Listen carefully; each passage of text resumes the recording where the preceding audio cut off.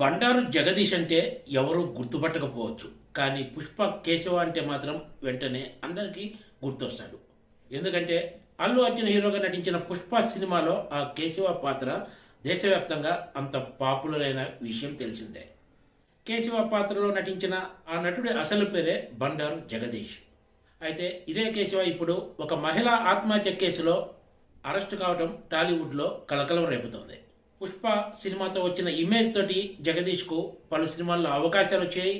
ఇప్పుడు ఆయన అనేక సినిమాల్లో నటిస్తున్నాడు కూడా. ఈ తరుణంలో ఒక కేసులో అరెస్ట్ అవ్వడం సంచలనంగా మారిందని చెప్పాలి.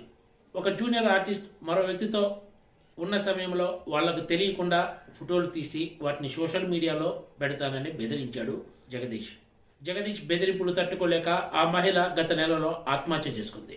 అప్పటి నుంచి జగదీష్ కనిపించకుండా తిరుగుతున్నాడు.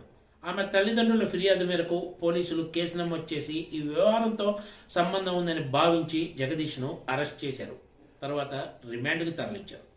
ఆత్మహత్య చేసుకున్న మహిళ కూడా సినీ పరిశ్రమకు చెందిన ఆమె కావడంతో జగదీష్కు ఆమెతో పరిచయాలు ఉన్నాయి.